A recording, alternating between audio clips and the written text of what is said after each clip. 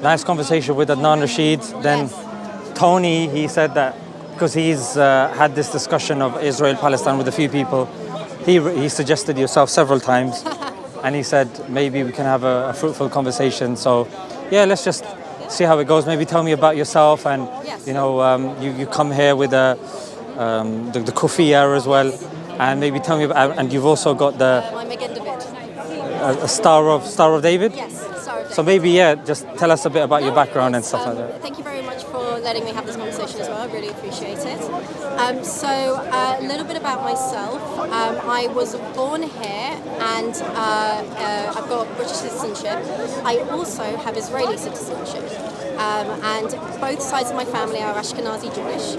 So on my dad's side, we've got multiple generations in Britain, but on my mum's side, from my great-grandfather, he immigrated into British Mandate Palestine with his wife and was present during the Nakba / War of Independence. And essentially, the 3 generations thereafter, my grandparents, my aunts, uncles and cousins, they were born and raised in Israel, the state of Israel, only have Israeli citizenship, and that is all they know. That includes my mum. Yeah. And my brother was born there as well, but it's my dad married my mum, my brother was born there, then they moved here and I was born here. And so we are the only, yes, thank you. So for a lot of the time, we were for most of the... You know what, that might drop.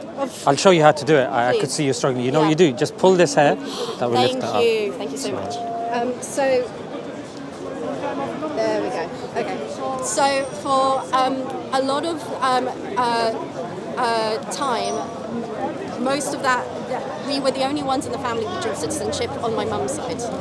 Very recently, one of my cousins got married, and now he also has Danish citizenship as well, I believe.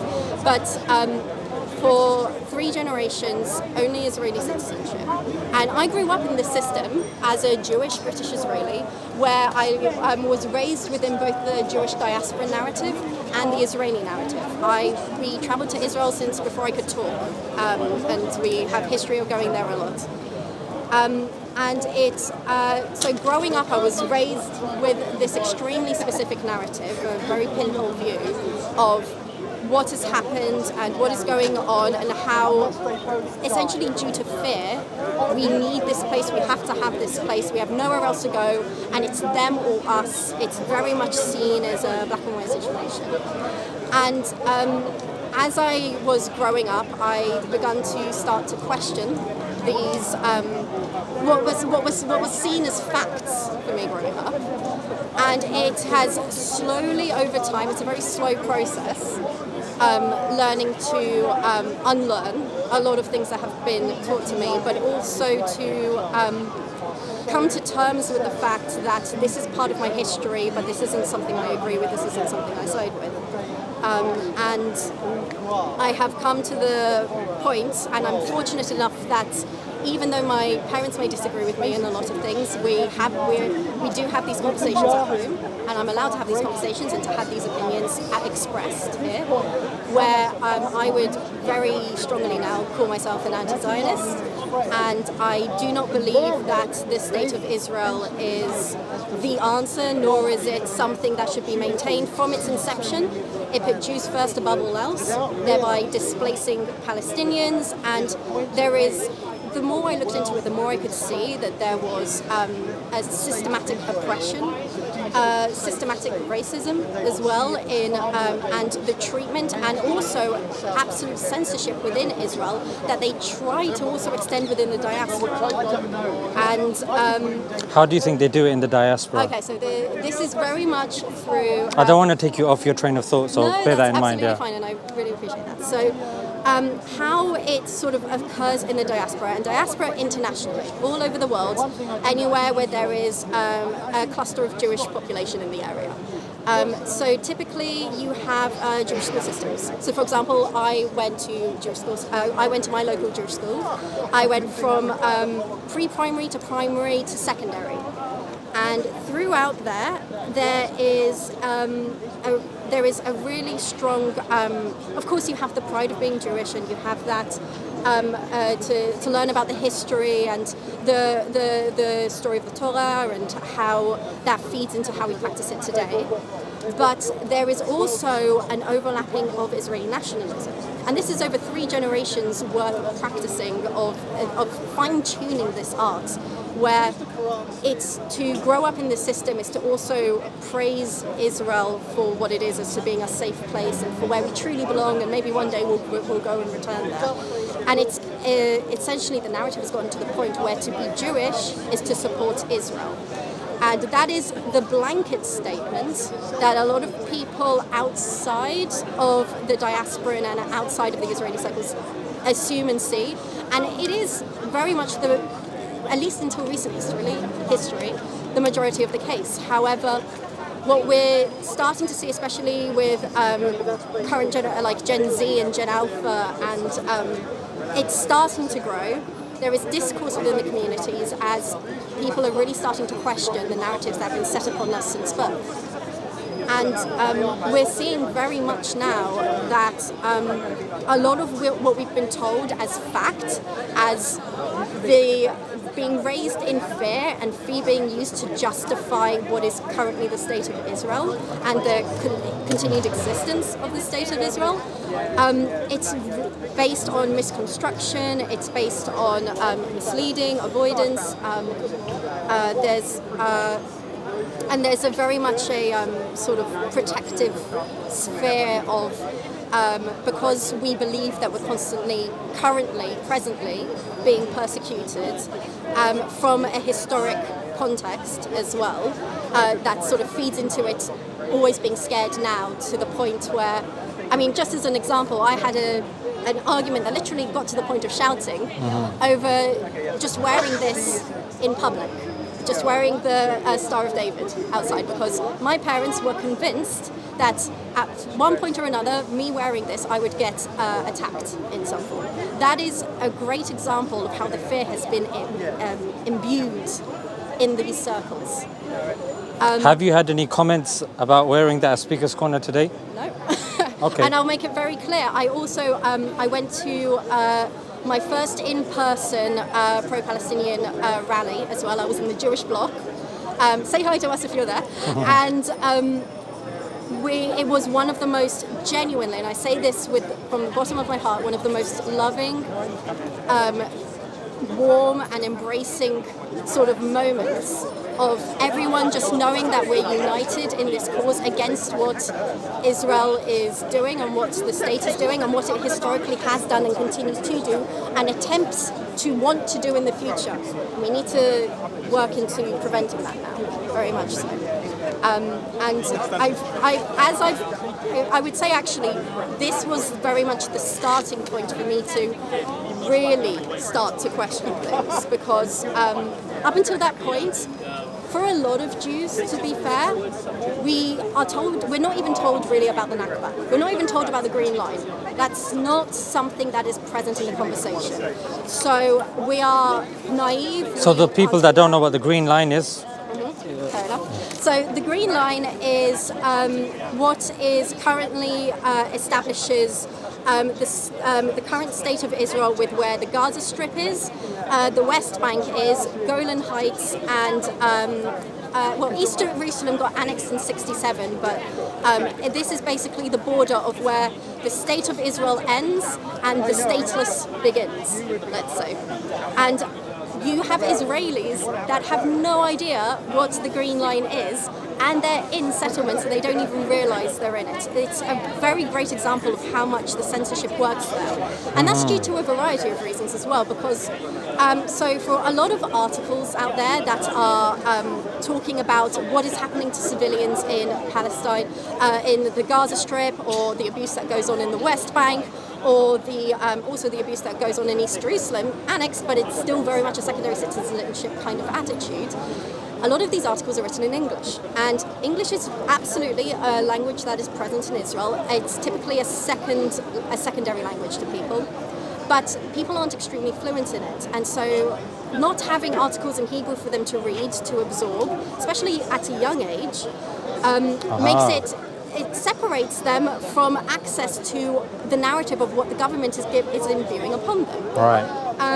On top of that, there is, and you see this in the diaspora as well, there is a really strong sense of, because the fear is so strong and it's them or us mentality is so present, you create a knee-jerk reaction of when you are hit with facts to just immediately deny it because your trust in the state is so true and is so present. And to question it, you face intense social stigma. And you face it incredibly so in Israel, but you also face it in the diaspora as well. And so, like, if you went to if you went to a local synagogue, because remember, to be pro-Palestine within the Jewish community is not stuck with this. It's not directly related to a specific level of religiousness. So you know you have different shuls for different levels of religiousness, which represents different levels of the community, for different parts of the community. It is an absolute mess of opinions in every single level, from Hasidic to liberal. You have people that are having tensions in their local communities of where they stand and where their opinions are, and and another thing we've got to be aware of as well is freedom of expression and freedom of press in Israel. So on top of social attitudes, if people are to get together to have a protest, I remember post-October 7th, and forgive me for not being able to talk about the facts specifically, they've come off my mind. But one of the very first anti-war protests in Israel that occurred required a Supreme Court approval, where it was the civilians trying to organize this protest against the police, which is effectively the state. It's against the state as well.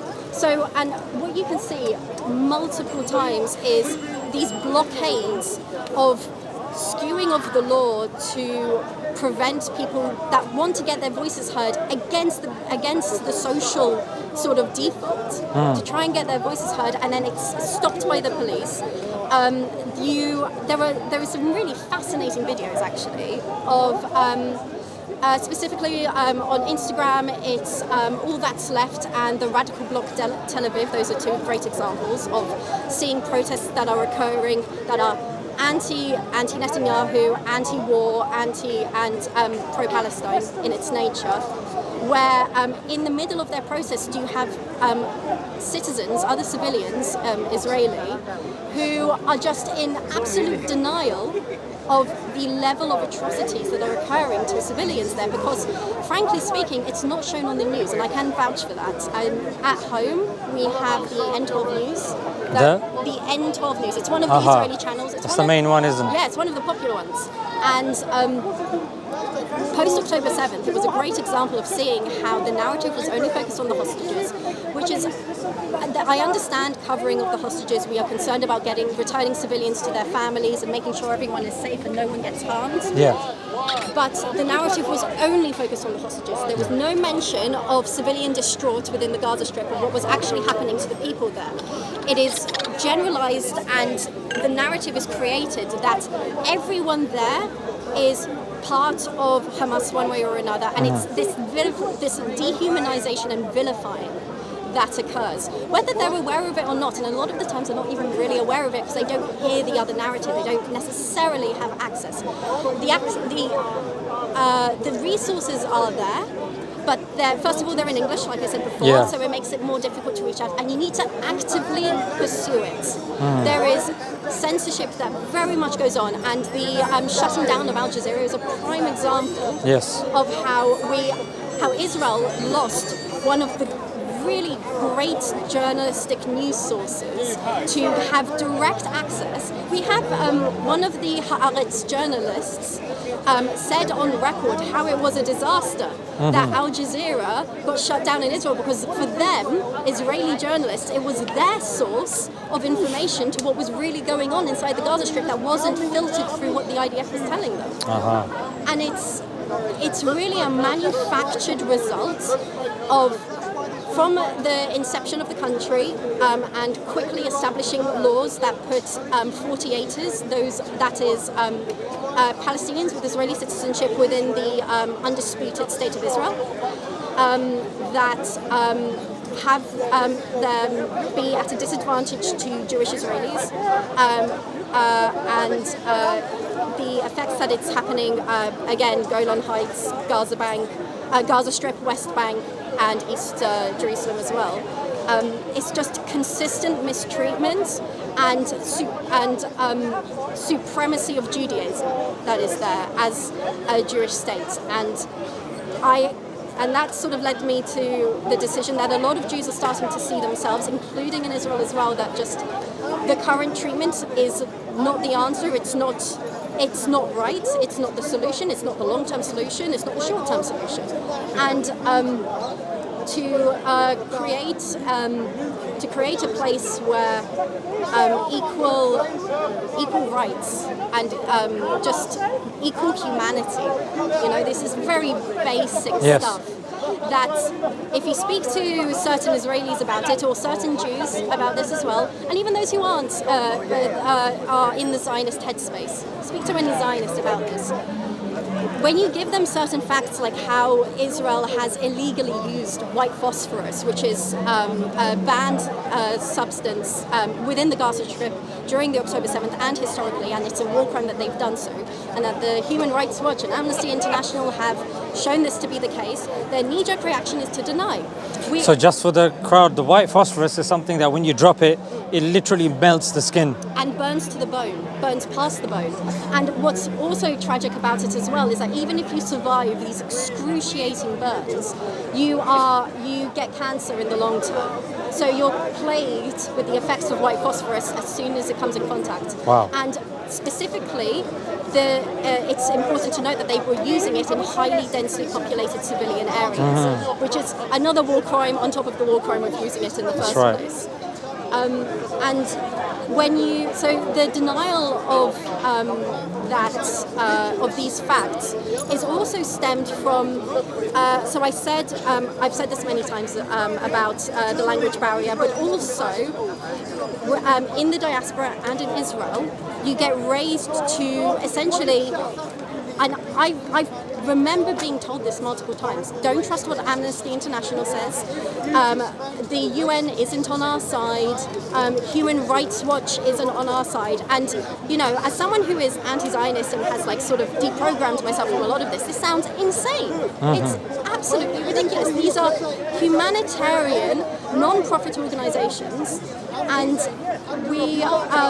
and you really you have so much blind faith because you've been told your entire life that you have nowhere else. You only have this land. And you don't even have access to the option, to the idea of coming to the notion of treating Palestinians equally, and it's insane. It's absolute insanity, and you don't realize it's insane until you come out of it, and then you get this frustrating situation where you try and speak to people about it who are still in the depths of being the Zionistic system that they were raised in, to absolutely deny what's going on. And I would that's all right. I would absolutely say that the Zionistic system within Judaism is very much a programmed approach, and the deprogramming takes a very long time. And it's really interesting, actually, because when you go to the Jewish bloc of these pro-Palestine rallies, you have people like me who are anti-Israel, anti-Zionist. You have also people that are anti-Zionist, but they're not quite where I am on the spectrum, where they're still in the process of deprogramming, as I would say, where they believe that maybe a two-state solution is the way to go. It's clinging on to the fact that Israel is part of their identity, and they have to let go of that. And remember, I'm someone that has 3 generations. This was not an easy process to let go, to separate, and to relearn a lot of what was taught to us that was frankly untrue and misconstrued and racist, and however other many words.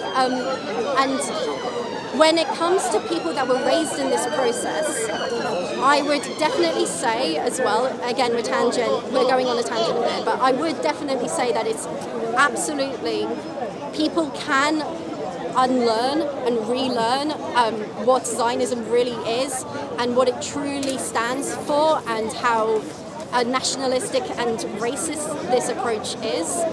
And it is absolutely possible. I'm proof of that. It takes time.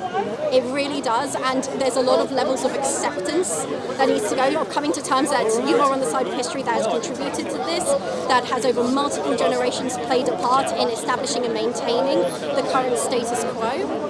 And you need to actively want to look for the truth and to be honest with yourself and to face the facts. And it's something that takes time, but it's absolutely possible. So I would say that even citizens of Israel currently, specifically Jewish citizens, we are already seeing that a lot of them are starting to wake up. Well, a minority is starting to wake up. But forgive me for being optimistic. I am optimistic that that voice can grow and that we can start to really question the lack of freedom of speech and freedom of press that's currently happening in the state. So the reason why I just let you speak, because I appreciate it. Thank you. yeah, no, I don't think what I would have said would have been any beneficial than what you were saying, frankly. You covered everything very nicely, and it's a point of view and a perspective that we're in desperate and dire need of. And for me to just unnecessarily be jumping in, I think would have been an injustice to what you were saying, because frankly, that was a breath of fresh air. And we'll continue kind of, I'll hit you back with some questions, but I think it's important for people to realize that when it comes to these discussions, speak when you need to speak. Otherwise, if someone else is speaking sense, it doesn't matter who it is, you let them speak. And there were a lot of things that you mentioned. I think it was very fascinating, especially your view of how the lack of education is being proliferated in certain kind of places, in certain communities. It's selected history. Yes. And it's very biased, and it's done with intent. Whether the people in the system are aware of it or not, it is very much so a result of both lobbying within Israel and lobbying within the diaspora by pro-Israeli movements. And it's how a lot of Jewish schools around the world follow this narrative, shuls do as well, Jewish newspapers go into it as well. And it's really important both within these circles and for people outside of these circles to be aware that there are Jews and there are people with Israeli citizenship that are questioning and going actively against what this narrative is, and that these voices are present, and we're really trying to grow these voices, and we're really trying to make it clear that we disagree with this wholeheartedly. It's not the answer, it's not what we're looking for, and it's not the solution to, forgive me for being cheesy, but it's not the solution for peace in the Middle East. So, yeah. Are you not worried about, say, your safety or how your own community is going to see you? What has been their reaction to you? Okay. Because a lot of people are kind of afraid of Yes. going against the narrative of their own Absolutely. community. And that is definitely one of the stigmas that for anyone who is starting to ask these questions themselves in these communities, that's one of the first things you face. Because when you first start to have these opinions, it feels incredibly isolated. You feel like you're the only one. Yeah. There's no one else out there. And thank Instagram, because there is much proof in multiple places, including in the UK, Na'amod. If you're not aware, if there are any diasporan British Jews listening, Na'amod UK, take a look at them. They're doing phenomenal work. They are an anti-apartheid pro-peace movement in the UK that is attempting to lobby against Britain's actions towards supporting Israel and war. Fantastic. Yeah. Big up Namud. Yes, Na'amod UK, they're doing phenomenal work. I will Okay. preach about them till the cows come home. Yes, stigma in social circles. So personally, I have, for lack of a better term, I've come out to my family about these opinions, specifically to my parents and my brother and his fiancée. They are aware, and to different levels they disagree with me. But I am very thankful that my dad specifically has allowed me to have these conversations at home, to express my opinion and to explore these viewpoints. It helps me form the opinion that I currently have. Even if he does disagree with it, he very much respects my opinion, and I'm very thankful that he let me have that space, even if he doesn't agree with me. With regards to the outer Jewish sphere, I would say that I'm not currently a member of a synagogue locally or anything like that. But it's like the point that you mentioned, that because you class yourself as an anti-Zionist, naturally that's going to be attached with the label of anti-Semitic. Yeah. Have you got those labels thrown at you? Or? Not yet. Oh no, I think my I think my brother may have checked something. It is. I can't remember. Yeah. But what's really important, the Zionists that are saying that it's anti-Semitic, the kind of thoughts that I have, are once again fulfilling the systematic narrative of melding being Jewish with the state of Israel. Exactly, And we need to separate it. And a lot of people are really starting to do that narrative. You're seeing it in encampments in America and even in England here. And you're seeing it internationally with all the movements that I talked about as well, including in Israel as well. They're trying to separate. They're trying to start the process of separating it. It's a little more nuanced than I would say. I will say my Israeli family isn't aware. I haven't specifically stated these opinions. I would say that even my family in England here aren't necessarily, they're aware I'm not sympathetic to the Israeli cause. They're not necessarily aware I'm to the point of being anti-Israel.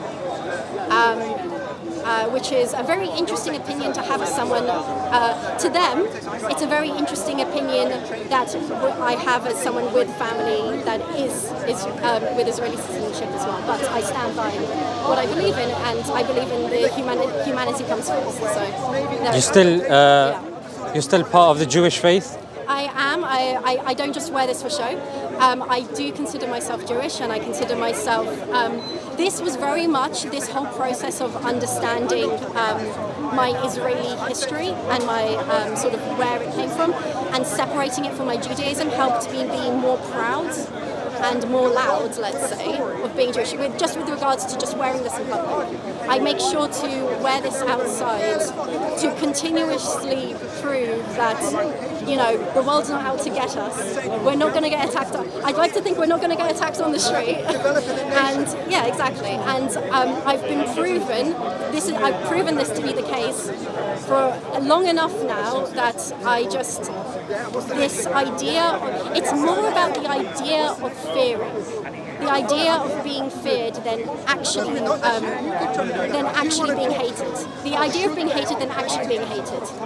So it's just, especially with Ashkenazi Jews, there is a very strong history of mistreatment, displacement, resettlement, and pogroms and such. And with both sides of my family being Ashkenazi Jews, there is a very strong narrative that got fueled into the Zionistic movement, because Zionism, when it was created, was within the European area, I believe.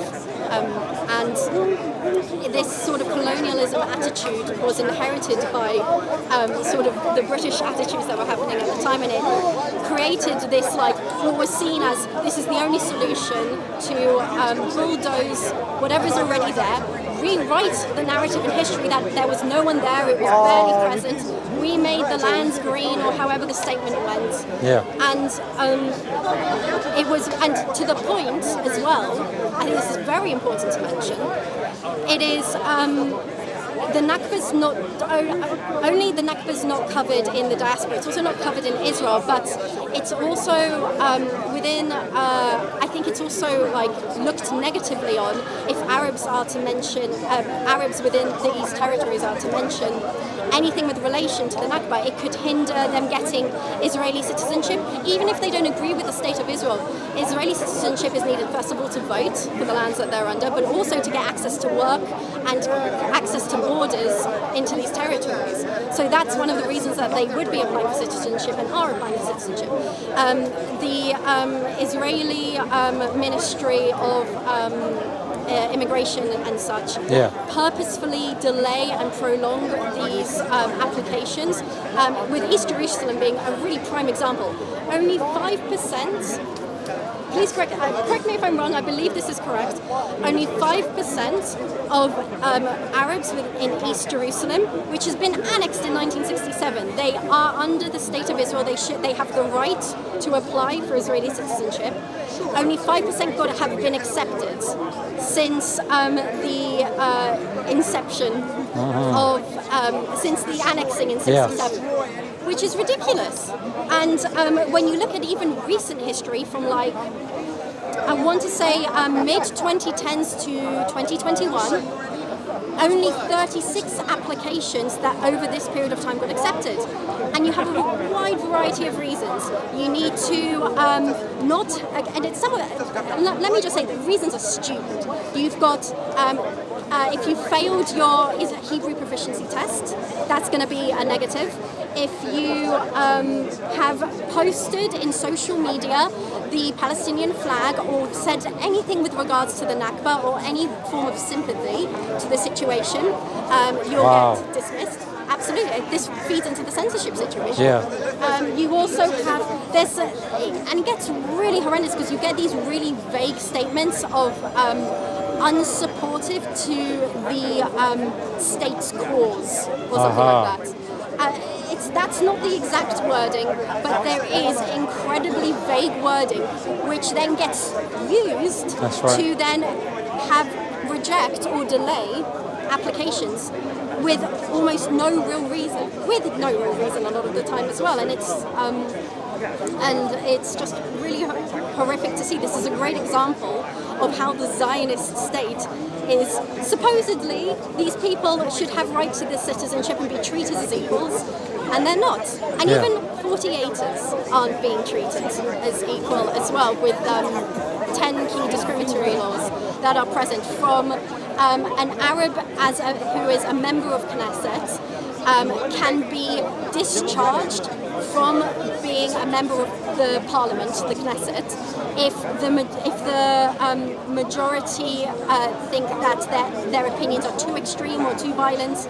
Funny how that law wouldn't extend now to the current situation in the Knesset, where you've got some real crazy people saying some really horrific stuff, but it specifies Arabs, which again, that is just racist and just an absolute horrendous standard. You also have laws that create a situation where when new towns are being built within the state of Israel, first of all, the funding towards the development of these towns, the government, there is a law that says the government can decide where funding is allocated. So if a town is going to be majority Arab, they are likely to, it gets construed so that they receive less funding, and then Jewish exclusive states get construed to get more funding. And then when these settlements are, when these towns, settlements are in the West Bank, yes, but towns within the Israeli states, for specifying, I just want to use the correct wording, sorry. That's fine. So when these towns are built and the local community decides who comes in, there is another law that pairs very nicely with the previous law I just mentioned. I say this like it's horrendous, but like, you know. It pairs with it of you can decide who comes into, who is access and can come live in this town based on, again, a very vague and broad statement is said. It's like, that is like meets your standards or something like that. And that essentially gets practiced in the way that Jewish Israelis are allowed, and then Arab Israelis, Palestinians with Israeli citizenship are rejected. These 48ers get rejected. And so you have... in the West Bank? I'm specifically talking about the state of Israel. These are 48ers experience, what 48ers can experience within the state of Israel. And so in the... If the sun gets too much... I wouldn't mind moving. Yeah, that's fine. Yeah, sure. Thank you so much. What are you guys here today to talk about? What's your... I'm talking today about... What's going on in Israel, Palestine? Do you need some help? Yes, that would be wonderful. Some people they can and just turn off. It's not. But it's fine. You can bring it. No, it's fine. It's fine. No, over there. That's our cycle lane. Yes, sir. Here. Stand here. Yeah, it's fine. Is it finished? No. She's bringing your cameras. Yeah, I was starting to feel it. I really appreciate it. Thank you. And plus, be careful. You know, when you're pointing it to the door, you're going to see a lot of fitna there, and then blurring and all that becomes a nightmare. So be cautious about that. Yeah, sure. Okay. Where were we? You were talking about the 48ers. Yes. Yeah. So because of those two laws, just as an example of settlements, living spaces, and a reality is created in the long term where you get Jewish towns that have a very stable and sustainable amount of funding, are very much like well-established and well-funded, and access to greater resources. The kids in these areas have access to greater resources. And then in these Arab towns, they had less funding from the establishment, so resources of what is available within the community are much more strained and limited, which then affects the access to opportunities and work and such in the area. And that means that these children grow up with a much more difficult access to these opportunities and such. So it really is a great example of how it's systemic in nature within the state of Israel itself. And so that's just a great example. And there are other laws as well that set examples, from the lack of a right to return to service in the army, to whether you can have dual citizenship or not. There is a real double standard of Jews being allowed dual citizenship, me being a great example, and people in East Jerusalem, for example, if they have Jordanian citizenship, or people in the West Bank have Jordanian citizenship, they cannot apply for Israeli citizenship without removing their citizenship from Jordan. And that is an incredibly difficult thing to do, to put yourself in for the queue of maybe getting it, so that maybe you could get some more work opportunities and get access to just more opportunities, because yes, like, they don't agree. A lot of people in these areas don't agree with Israel, but this, unfortunately for them, this Israeli state is the place where they have access to work, access to a salary, and that's even the same in the West Bank, which is such a can of worms with regards to the border detailing, about how, yes, we have hundreds of border controls in the West Bank, but in the Gaza Strip, you've got people queuing up from like 4 a.m. just to try and get to work at 8 or 9, and then they have to get back within a certain point, within a certain time, to the border and be registered that they have returned, or they will risk losing their right to enter into work. That's the question. Sorry to interrupt. Do you support a two-state solution, one-state solution? My personal opinion is that I believe, considering what Israel as a Jewish state has been founded on, and from how it's from the get-go oppressed and placed its Jewish citizens first, I completely disagree with that approach. It's not an equal approach and never will be. And the result of the current government is kind of not really a surprise when you see how it was founded. And so I personally believe that I need to get the order right. One state that is secular and democratic, I think, is personally I think is the best approach. And specifically, Palestinians must get a right of return, get rid of that 1950s law. And this may be grey territory, but this is my opinion, that people such as my family who only have Israeli citizenship, it's the only land they know, it's the only land they've ever been on, I think they should have a right to remain in this Palestine state as well. What if they were living in the house of somebody who was kicked out in 1948? Then I definitely think that we need to, when it comes to those kinds of situations, I think we need to hold everyone that has practiced in these misdeeds accountable. They need to be taken to court, they need to be tried. I think perhaps there are people there that have dual citizenship, and perhaps in those cases maybe they can get a visa, and if they want to, maybe apply for citizenship, but they won't get citizenship by default. Palestinians, I think, should have the right to apply for citizenship by default because they were displaced by this state, and that's broadly speaking where my opinions lie. From what I understand, most Palestinians and most Jewish Israelis in opinion polls, they don't support a two-state solution. They reject it. Yes. By quite a good majority. Yes. And not only that, I would love to see one single democratic state as well. But do you not think that might create some sort of gigantic civil war? Because a lot of Palestinians and Israelis wouldn't support that. They'd be willing to go into violence, and so you might see like a whole. Okay, yeah, let's go down this route. Ideally, I don't want to see like an ethno state, like a Jewish ethno state or an Islamic state, but it might be the whole international community supports two-state solution. It might be the most realistic, right, for now? No, I would say a two-state solution is people that have not lived in the country. As the poll you stated suggests, it's from people that aren't experiencing what's going on. I would argue, the poll was done of Israelis living in Israel and Palestinians. Yes. So, but they disagree with the two-state, right? Right. Okay. Yes. So what I'm saying is the narrative outside of this land that the two-state is the only solution.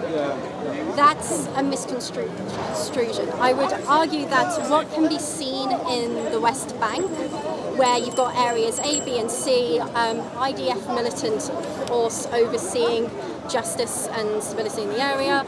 I would argue that this is kind of a proto example of what a two-state solution would be, and my goodness, does it fail. Because not only is there no true independent government there, Israel would never relinquish that control because they fear the consequences of their actions. Because demographically, if they had a one single state, there'd be a majority Palestinian Arabs, right? And there's sort of many on the Zionist right, they're quite concerned about the population. And that is a perfect example of, like I said before, of how this feeds into the fear of it's them or us. We must fight for what we have, and for a lot of people there as well, it's like I'm okay to not think about it because I'm in the fortunate position of being on the side of the oppressor, not the oppressed. But it's one of the things that really needs to be challenged. First of all, that narrative that Israelis are raised in needs to be challenged, and the re-education and a real apparent of facts needs to be stated. And number two, and this might suck, them realizing this and getting to the point where you've got to learn to trust. And like, if there is no trust that this other side will treat you humanely, how on earth do you think you're going to even get a two-state solution? You know? Yeah. Because right now the Likud party, why would there be a two-state they don't want it either. The Arabs are not interested in a two-state solution. Yeah, neither is the Likud party. They don't want it either. No. They would have been willing. It was a real land. Netanyahu's made it clear. Ariel Sharon pulled out of Gaza. He wasn't good. I always get confused on this. Can I ask you, do you support boycott, divestment, sanctions movement? Yes. Can I ask, because I'm much more sympathetic to your viewpoint, but on this, do you not think it's a bit hypocritical? Because, for example, the United Kingdom went into Iraq. According to Lancet, very prestigious medical journal, about 1 million Iraqis dead because of that war. Right? That's not just a random figure. That's like very respected.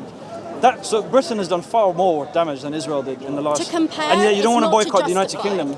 I would say to compare is not to justify. Why we talk about boycotting United Kingdom and boycotting Israel, but I never hear talk about boycotting Egypt, United Kingdom, Britain, United States. They've done a lot of terrible things as well. I will argue that currently Yes. Uyghurs. Okay, but I would, and that's fair enough as well. And these are perfect points of boycotting. That Oh, yeah, sorry. But just as a response to that, people have been boycotting China. They have been boycotting Denmark. They have been boycotting America. Boycotting it's a movement. I'd like to, and I'd also like to add as well that, first of all, for me, contextually, as someone who is Jewish, British, and Israeli with the passports, this is a personal matter to me that I want to affect and contribute to affecting to.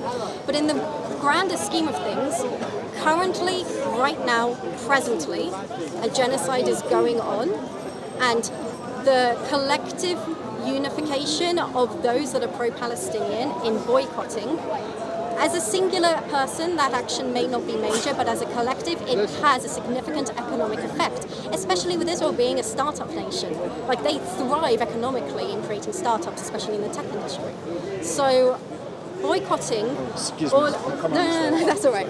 So boycotting all of these systems, boycotting the trade and the resources that come in and out, and the sources and the companies that are based there as well, sets a very clear message and a very clear pressure to our governmental officials here to start to do the right thing. But you've achieved it, because there is no genocide, so you've actually achieved it. Okay, let's just finish our thing. I mean, that is just... Sorry, that's a can of worms. It's not really. It's We're not interested in people that can't accept genocide for genocide. You can have that conversation later. You can have that conversation later. So we're just gonna... We'll just round off our conversation, which went over for about an hour. And there was, I mean, you gave your time and you made some fantastic points that I think are very helpful for the discussion. Points like that aren't, and you can have that discussion later. You can have that discussion later on. You can have that discussion later on. I would say this is a Well, you're clearly lying by, and what you're doing is, you know what you're doing. Which is very I mean, Tony, you've come. Any kind of evidence shows there is no genocide. And it's very much a result of 3 generations of people being raised in this narrative, which has gotten to being it's them or us. And this is a very good example of that, I would say. Yeah, you know what? That's such a very good point. That's actually that's illustrated your point incredibly well, and because of the mashallah, how the depth, and I'm sure a lot of people watching probably didn't know this, and it is a message of hope, and we don't want to contaminate it with these sorts of conversations that happen here, you know, every other week. Thank you for your time. It was a pleasure to have this conversation. Thank you so much. And enjoyed listening. yeah, thank you. Can I ask another question? Yeah, So sorry. Yeah.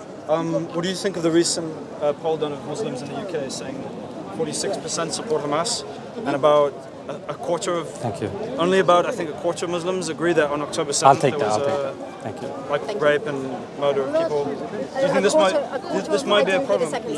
So there was a poll done by a neutral Take body. this. They're not like, Yeah, take that. by the way, they found out about 46% of UK Muslims support Hamas, and they found out about 25% say that they want any rapes or murders on Hamas. Okay. How can this man say that?